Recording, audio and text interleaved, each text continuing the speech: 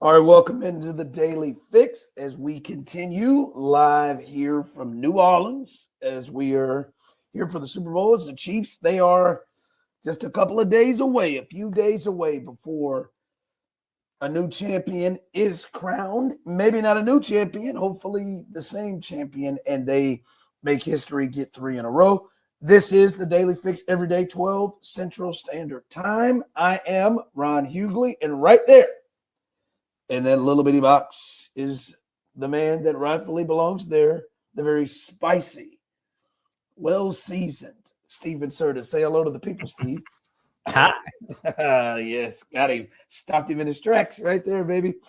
Everybody who rocks with us every day, we appreciate you. If you're new or if you have not done so, one thing I would ask that you do is head to and if you're watching it now, it'd be easy. Bam, knock it out.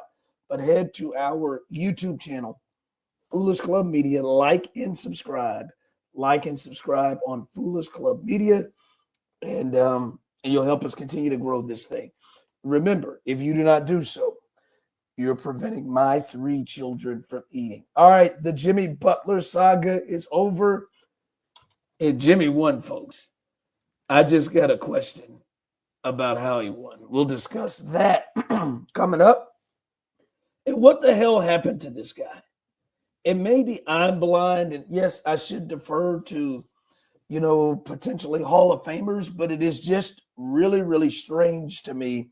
And I wonder if that'll be something that shifts on Sunday. But, Steve, let's start here. Let me get my 2 minutes. You know what I love? What I have loved? I would love to see that the Chiefs and the league have been on attack on this stupid narrative of the officials. It's getting me, sports chub right now. Just thinking about it, sir. I'm not kidding you. I enjoy, because, there is the adage, and we've done this in our jobs before. Hey, man, when you're the big dog and people are saying ridiculous things or trying to push ridiculous things, the normal thought is to ignore it. Act like it's not happening. Don't add to it, because really, if you add to it, then it makes it a bigger story. And I think that's the adage a lot of people use. Sir, I've always been I'll get down in the basement with you. I'm going to go down here. I'll go and defend it. And I probably do it too much. But I love how the NFL and the Chiefs are going at it. Travis Kelce confronted the media at opening day and said, why y'all keep talking about this? Why are y'all making this a story? Like y'all some 12-year-olds or some old person who doesn't have a life on Twitter. And then we saw Roger Goodell unequivocally call it ridiculous, talking about, only a cruise gets to do a team twice a year. Right? That's it. Only crews. So whatever it is, the Sean Hockley crew or the Carl Trade, whatever, they only get to do teams twice a year. So this conspiracy that all this, I love that they're attacking this because it's so ridiculous. No, don't just sit back and ignore it. No, attack it and continue to show the silliness of people out here dead serious talking about, they got it in the bag for them. That's because what the Chiefs want to get out in front of, and it may not work. There are going to be people who are going to be convinced. I still don't give a damn. But you keep defending yourself in the thought of, no, you're not about to turn this dynasty into just that BS and ignore what it is that we have done and earned. Love it. Keep doing it. It's just so stupid, because for all the dumb conversations we had about the Patriots, who were actually literally caught cheating more than once, the Chiefs have never been accused of any of that and have seemingly done this the right way through they've been accused. Evaluation, like coaching. They've been accused, Steve. Yeah, but it's not real. It's not things that are actually matter. Like, it's not things like with the Patriots that were basically proven to be true. Like, the Chiefs have done everything the right way. They should be recognized as being one of the best teams that we have ever seen on one of the most impressive runs that we have ever seen that we might not ever see again. And the fact that we're still talking about this is so stupid. Like, I'm so tired of having these conversations where now it's even like people that have like real NFL opinions have convinced themselves that somehow this narrative is true. And it's just so stupid. And it's like, you haven't watched as much of this team as I have over the last 7 seasons. I've watched every single game, every single snap. Like, I just see the instances where they are coached better than everyone else and they have the talent to make these things happen. It doesn't have anything to do with the referees. They get bad calls just the same way every other team in the NFL does. Do you think they should be attacking this or ignoring it? I mean, I could see either side of it. I just want to make it very clear. I enjoy that they are attacking it. But it's them. They had to respond to it because now it's Super Bowl week and there's all these stupid people asking them dumb questions and putting them in spots where they have to respond to it. So they didn't even really have a choice but to respond to the absurd narrative. Yeah. I think the point you made is this thing jumped from just internet stuff to, as you said, people who have real NFL opinions or are paid with real NFL opinions that have partnerships with the league, like Fox or FS1 or ESPN, legitimately are pushing this stupidness. And I love it. I love it. All right. What happened to Joshua Williams? And I know if you've listened to this, I've had an up and down relationship with Joshua Williams. There was a point in time where I wanted him to just stop playing. And then we got to see 27 seem to deteriorate right in front of our eyes in coverage. And then we saw 13 stink up the joint as well. And then Watson was injured. But within that stretch, when there was no Watson and they were struggling, to me, and maybe I'm off, but to me, Joshua Williams was the second best cover guy behind McDuffie. And he wasn't great, but he was just better than Johnson, than Shamari Connor, all of that.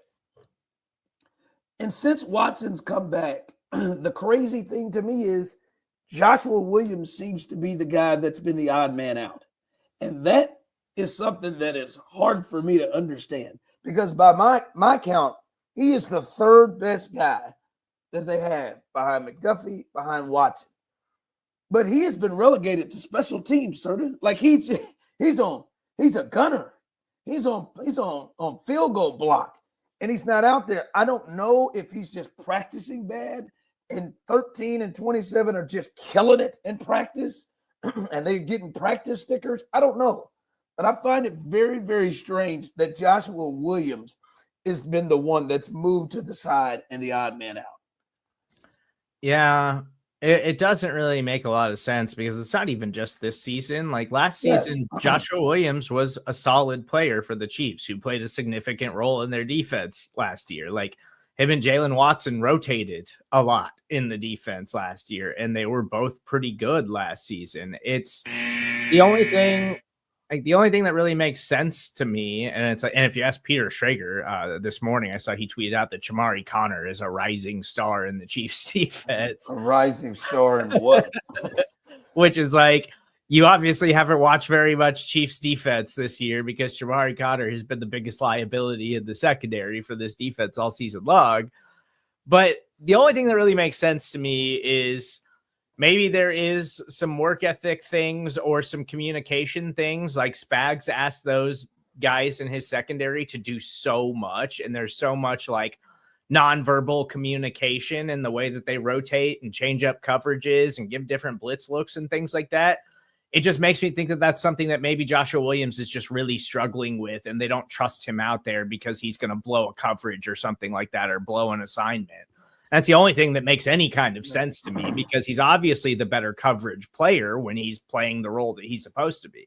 But that's the weird thing. The other guys don't blow assignments or they just get beat bad. I feel like I've seen, now I can get that with Shamari. I feel like I've seen Johnson blow coverages. And I agree with that. I get that from him. Josh does sink off and doesn't cover. But I distinctly remember a Texans game where on a 3rd and 13, he was just Najee Johnson just started covering the flats for no reason, and nobody ran out there, and Tank Dell just ran up the seam for a first down. Like, he's missed it. It's just really, really strange. And I think you've gotten to it. Spags just, for whatever reason, just doesn't trust him. And it seems like the way Joshua Williams gets in is when they got no other option, when that is the only thing that they can do, and they say, well, hell. I mean, I think he's looked over down there at old Roland Wallace before and said, you know what, I'm thinking about it. Maybe I can put him on the outside. All right, I won't do that. It's just really, really strange. Really, really strange. All right. Finally, we have been covering right here on the Daily Fix this Jimmy Butler and Pat Riley standoff. And Serta, it is over. He has been traded to the Golden State Warriors. And it's not a great deal for, hell, I don't think either team, but it's not a great deal, especially coming back for the Heat. They didn't get anything great. They got Andrew Wiggins and, you know, a bucket of balls or whatever, and another guy they're trying to get rid of, and Kyle Anderson. But to me, the big thing is how Jimmy pulled this off. Jimmy beat Pat Riley, and Pat's not ever going to forgive him for it. Jimmy not only got himself traded and got a month off, basically, but Jimmy not only got himself traded, Serta, he also got the Warriors to give him a 2-year extension worth $121 million. How? That's really what Jimmy wanted. Jimmy got out of Miami, got to Golden State, gets to go play with Steph Curry and Draymond. I don't know how fun that is. That should be an interesting pairing between those Bash brothers, between Jimmy and Draymond, to see who's going to be the alpha on that crew. But he gets to go over there, and they paid him over $50 million a year, $121 million in an extension. And my thing to this, Serta, is good for you. I was sitting there saying Jimmy was hurting his reputation, but we have learned in the NBA, if you are willing as a player to make things uncomfortable, you're probably going to get what you want. I just don't know that Jimmy Butler is this good to be able to have this happen. That's just my thing is Jimmy. I know he led a team to the finals twice out of the East. Now, they didn't win or come close. But is he this good at 35? They gave him 55 plus in ages 36 and 37. He's been injured all the time. That's just the thing for me. I just don't think Jimmy Butler is good enough to have all of this happen. But clearly he made it happen. It does feel like at 35, it's insane.